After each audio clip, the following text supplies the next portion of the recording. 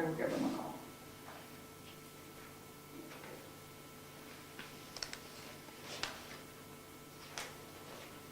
It's the same building, I just marked the, We can carry this on. thank you very much. I'll probably write these when I get home, if we get out early. And so they'll probably be here tomorrow morning on my way to work. Excellent. So if you're here at 6:30, we'll meet for coffee. Okay. Nothing for the tax collector, nothing for the town clerk, administrative assistant, Nothing. assessor clerk. Nothing. I've got something I want to discuss briefly. We had submitted a tax bill on a property because it was in current use, but the property owner of this subdivision had started clearing home sites on the lots. As such, that's a change in use by law. I talked to Gary Reverge and said, you know, it's going to create a lot of paperwork for us because we'll have to take the area of the house out of the 2-3 acres, and we have to keep 2 sets of records on it. So I talked to Avatar and said, can we have some kind of agreement where we don't do that? And he said, I agree with you, but I can't support that, but if you want to sign the letter and get the subdivision owner to sign it, then you can do that. So I had a letter prepared, which we're not going to sign. And, but I ran it by legal. And the answer is no, no, and no. We have no authority, there's no case authority to show that we can do this. We're going to have to go with a partial current use and a partial not current use, where they're taxed at a different rate. So it's going to be extra bookkeeping for the assessor clerk. So every house lot in that, now hear me out, so every house lot in that development now has to come out of current use. Because every lot, every subdivided lot in there has a house lot in there now. And has all been cleared. Has a house lot, but has not cleared necessarily a space for a house. Yes, they all have. He's only proposing lots C and D. That's why I don't understand, because the rest of the lots in there all have clearings for their homes, for homes to be built. If you go look at the rest of those lots, they all have a area that a house could be built on. It's been treed, it's been stumped, it's been... Well, the trees were generally as part of it. No, but what I'm saying is this one section has all the trees removed, they all have the trees stumped. So every lot looks exactly like those 2 lots that he's saying needs to come out. And if that's the case, then the whole property should come out of current use at once.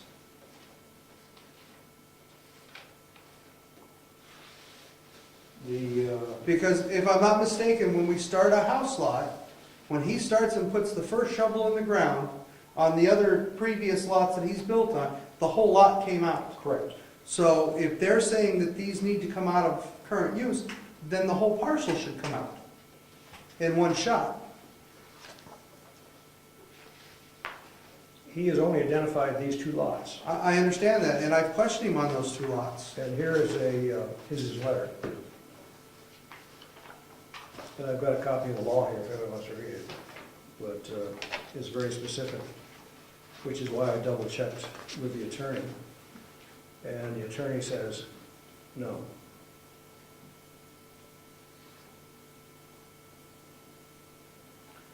So if they cut the tree, yeah, they pull the stumps and everything out of them? Yeah. There'll be no difference between those 2 lots and And the rest of the lots that are waiting up there to be built on. Now, I have a question for you. Does the property owner have a right to do that on their own property? I'll use Eddie because I don't have a big enough piece of property. Eddie wants to go and clear and a section of his property and pull stumps, does he as a property owner have the right to do that without taking it out of current use? Well, just from personal experience, yes.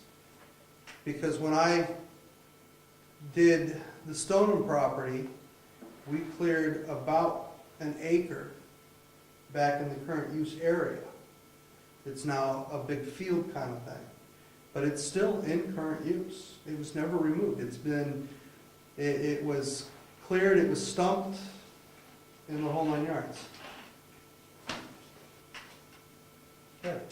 It's my understanding that land in current use can be timber harvested, Can be what? can be harvested for timber Right. without changing, and it actually can be stumped as long as you don't prevent the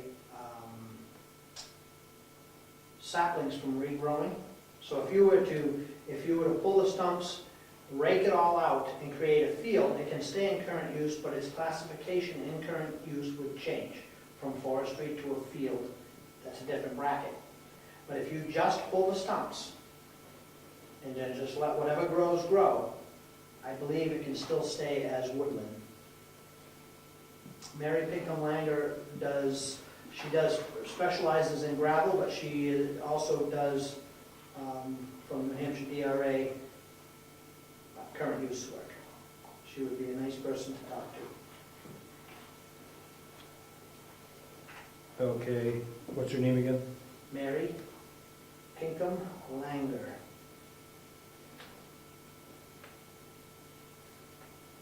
I can get you her number in a little bit. Okay, good, because I think we're gonna have to look into this, because otherwise a subdivision developer has to suddenly pay all these fees to take all of his lots out of current use, but he hasn't sold them. Just to have them house lot ready. Yeah, what we've done in the past is, when they sold, we collected the fee for bringing it out of current use. No, the moment the shovel hit the ground, we pulled them out of current use. In a development? Yep, over here. The moment the first shovel hit the ground for the cellar hole on one of those houses, it was pulled out of For current one of use. those houses. That's right. And that was But in given, this- but in no, this- but what I'm saying, and then he has a year to pay that current use. He has the cycle to pay the current use the next year. Just because he cleared them, we didn't pull them out when he cleared them the last time. Right, but Avatar is. And I'm confused to why Avatar only pulled 2 lots and not the rest of the lots as well. Because if you drive up there, the rest of those lots that are ready to be built on all have a house lot cleared on them. So if he's gonna pull it for 2, he should pull them for all, and at that point, you might as well take the whole subdivision out of current use.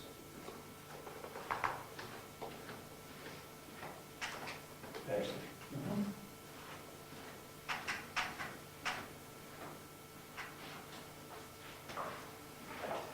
So I'm confused, and we tried getting an answer when the young gentleman, the Chad was here before, and he was supposed to go back and talk to Gary, and we didn't hear from him, I called, I never heard from him. Finally, you've gotten a hold and gotten some momentum out of them. But- Except that the advice he gave me was gonna get us in trouble.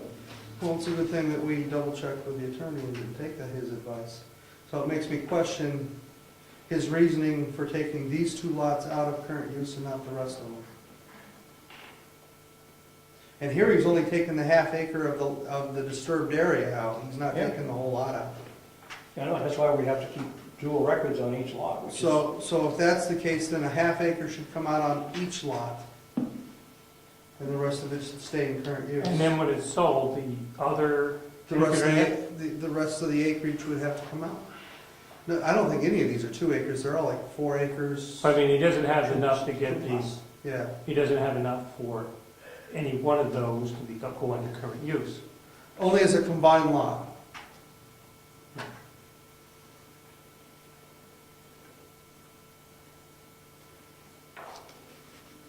Okay, I will get back to him. Yeah, and again, my question is just, if you're gonna pull those two out of current use, why aren't the rest of them coming out of current use? What makes these two special?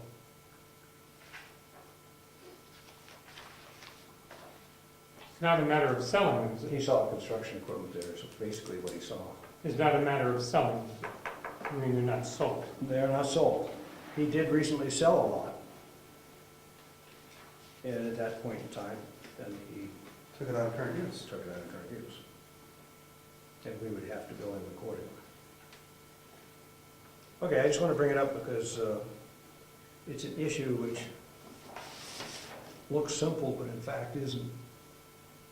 And has a financial impact on the developer who is owed an answer. Absolutely. So I will work on getting him an answer saying, we're still looking at it. However, some of our options are to give him a little heads up. Out of curiosity, I will contact another town, just for the sake of argument. Sure. Just to see what they would do under the circumstances.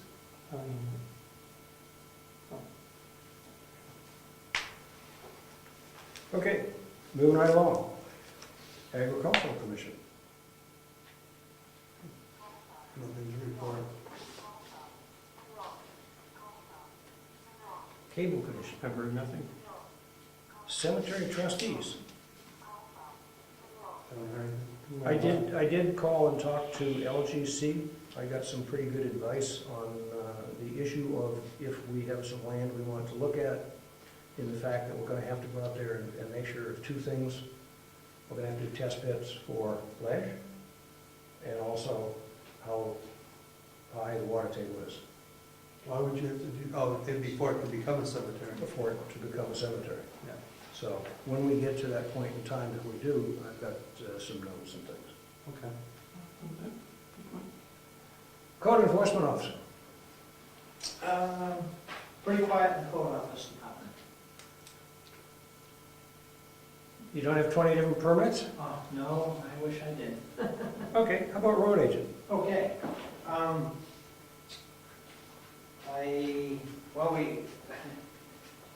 we obviously ground Stone Road, I can't remember if that was done before the last meeting. or It not, was. But, then we went on to coal patching, everything else, and, everything, I won't say everything in town is done, but everything to this point is filled.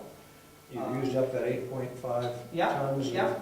Just about used the entire thing up, but to give you an idea how bad that portion was, last year, in just that section we ground, we used about 15 tons. So, How about the culverts that were a part of that? we've stocked the culverts up there, and we were headed up there today to start our prep work for graveling and getting ready to pave, but the guardrail company, it was the second time they tried calling me to fit me in early. They called this morning and wanted to know if they could come tomorrow. So they caught us just as we were leaving. I dropped that project, the Stone Road project, and pulled all the guardrail posts, got the cables down, pulled the anchors out, and while we were there, we ditched that whole section. So once the new guardrail goes up, it'll be a little bit of handwork around the posts, and that'll be a done deal. And they're coming tomorrow morning. They'll be here at 7:30. Excellent, excellent. Which is good. Yeah, and our resident guardrail watching person was very pleased. Good, good. Well, it's one of those things that we've been wanting to get to for a long time, and we were worried about the cost, and Yeah. I think we're able to bring it in at a reasonable cost. Yep. So that's good. And then from the last meeting, we had a list of things, 2 meetings ago, we had a list of things that I needed to get you some prices on. Right. The culvert at the end of Pike Brook, all I could do is put a maximum on it, because it's a very long culvert, and what I come up with is a maximum of $1,900.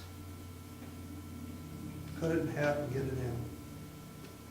Sure, we'll just put a swale through it. There you go.